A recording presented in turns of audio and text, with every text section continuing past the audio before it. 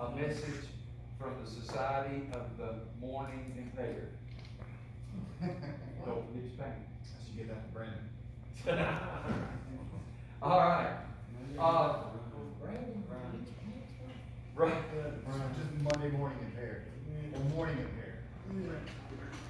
Ryan has been a great help. You have, and I appreciate that.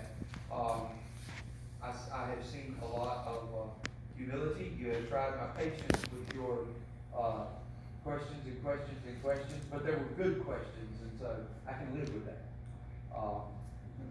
Made a profession of faith. Has come to Christ since he's been here, and I really appreciate the effort that you put into it. I don't want jailhouse religion. That doesn't ever last much longer than them getting out the door. I'd much rather somebody say, I really need to know this. I want to understand what this is, and however long it takes. Then it becomes real. That's what we need. That's what you need, is for it to be real when you leave here. And I appreciate you doing that. And I'll be patient with anybody that's willing to do that. So we have your letter of reference and your certificate of completion. Good. And don't forget your pants. Prayer blanket. That's kind of weird on a prayer blanket. That's just sharing. That's shared. I mean, everybody got crosses on their prayer blanket, I got boxers, I don't understand. Well, that makes sense. People did.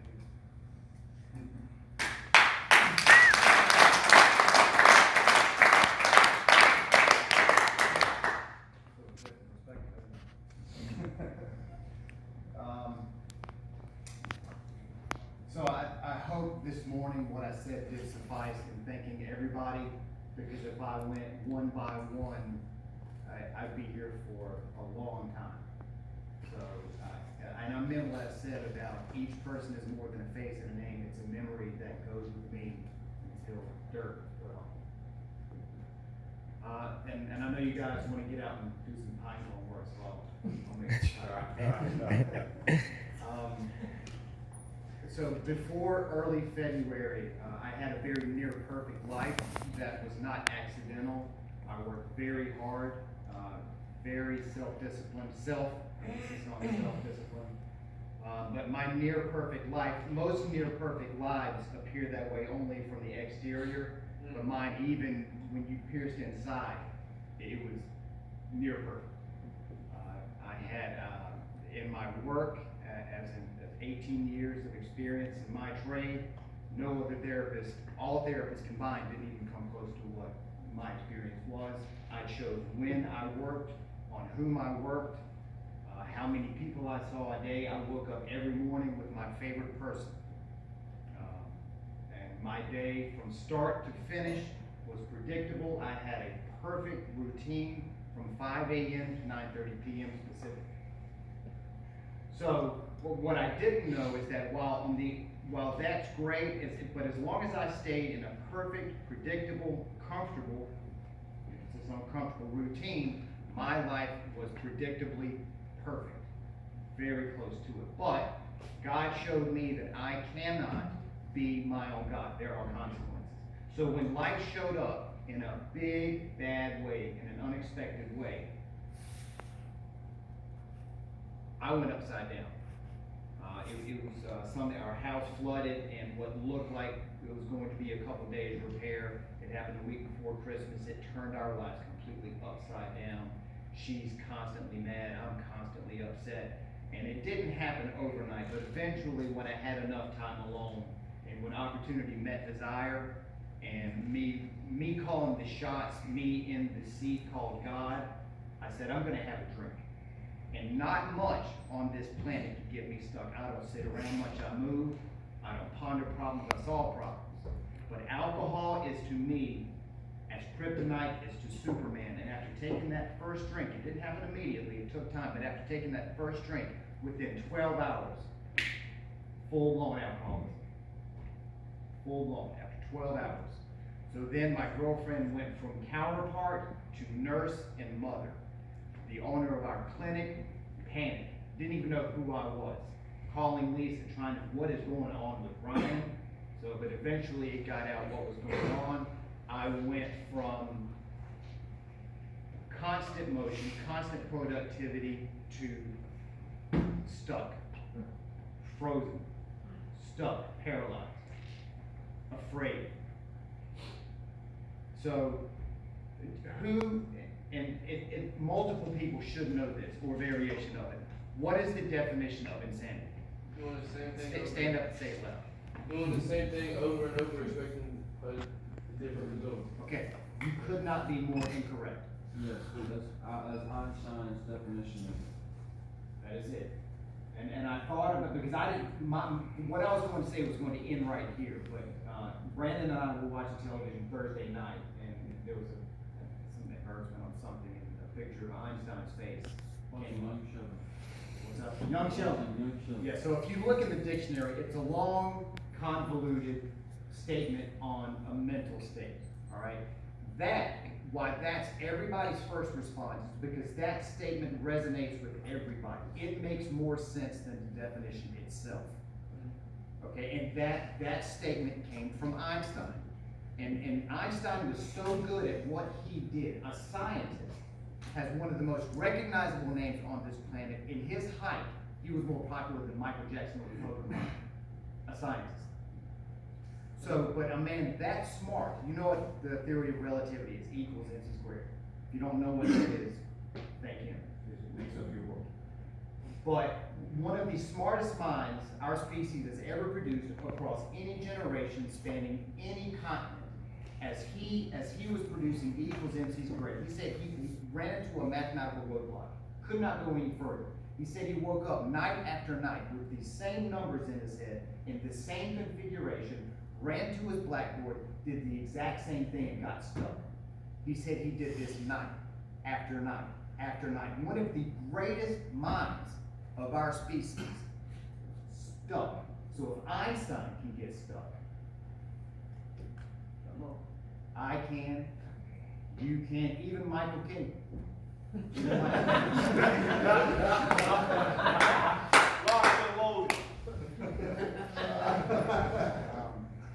But that's where I was. So eventually he got unstuck and we had chairs and stuff. But that's nobody is immune to the human condition, and that's what it is. Every human, we're part of the human condition. Everybody has a condition, and we all know what ours is. But it's our responsibility to manage the condition we have to the best of our ability. And that can be disseminated or unpacked to the basest instinct of every living creature, from Einstein, me, you, to every single blade of grass, is survival. That's another way of saying God's breath of life. Right. That's what that is. And the harder survival becomes, the more God says, move. Amen. Okay? So I got stuck. I got frozen. If life were a movie, that would have been a Rocky moment, and I'd have jumped out running through Philadelphia streets. But I got some movement because something was saying move. I called Josh. If you know Josh, most of you don't, you call Josh and say, I need help. Movement happens. Okay? So, little unstuck. Enough to where he said, all right, we got this working. Can you get to NC? I said, yes, I can. So I drove my near lifeless body out of that house, got in my truck, came up here. Still kind of stuck. But when I got here, all I wanted to do was get in here. When I got in here, all I wanted to do was get out of here.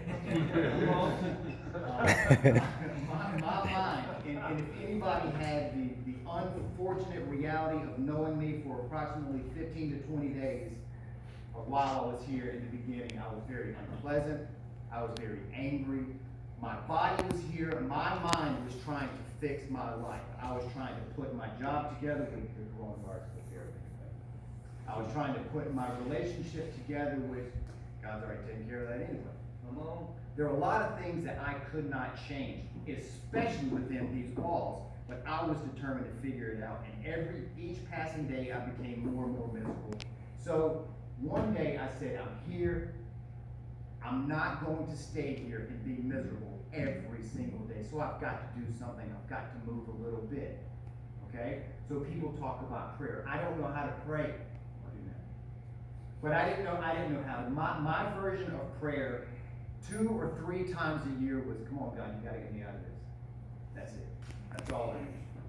But I had to start somewhere. So, and thank you for taking the embarrassment out of this a little bit. My first meeting with Pastor was, I had bullet points and questions on prayer, how to pray, how you do this. I had no idea how to pray. So thanks for not laughing. But we sat in his office and he literally walked me through how to pray. So, but that was the starting point. And also, he gave me a book. He said, "Do you like to read?" I said, "Yeah, I like to read." He gave me a book, and on top of page 50 or 51, and I'll paraphrase, it says, "It's your responsibility to make the most of any situation you're in, and God will do the rest." As I pulled that sentence out and broke it apart, it said, "Any situation. This is a situation." And then it said, "God will." It did not say God might, God could, God will email you by noon on Friday. It said God will. So that was some motivation. I started somewhere. I started waking up an hour early, going outside, get up at 5, go outside, spend time. If I don't feel a connection with God, I try again. If I don't feel a connection with God, I'll walk upstairs, drink more coffee, come down, it works. So I practiced praying. I didn't go downstairs and get it right. I practiced. But that got some kind of a connection. And I didn't perfect it, but I didn't perfect it, but I made a connection. And then I went from constantly just looking around and intentionally finding things that would get me out that door faster. I was looking for differences. And that's all I saw. You weren't faces, you weren't names, you were different than me. You didn't think like me. You didn't act like me. So that's why I gave myself numerous excuses to get out that door as fast as possible. But through trying, through generating some movement, I started to look at similarities. So and the first one being, we're all here for the same reason. The different commodities. Mine's in liquid form, different forms, different commodities, same exact thing. The same exact thing. That's 1. 2, we want it better. Nobody wants to go, I don't even think, even in my life, even though I was, for all intents and purposes, successful, I still don't want to do it the same way. I'm looking for a better way. I'm looking for a way that's better than me, that's higher than me. Okay? And then I started looking at Darian, big dog. And then I started realizing that I'm not the only one who's uncomfortable around a bunch of country white people.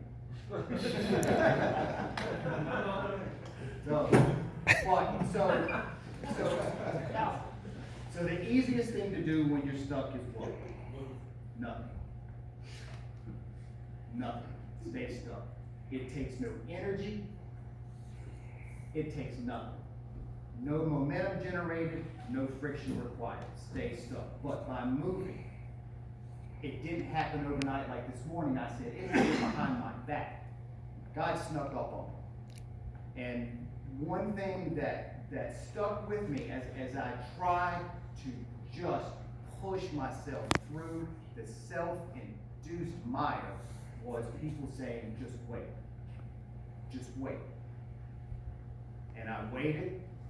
I can't point to a certain day. I can't point to a certain event, but eventually something happened and I stopped worrying about trying to fix my life. I even stopped worrying about alcohol. I came here to fix a problem related to alcohol. I'm leaving only making sure I'm connected to God. Amen.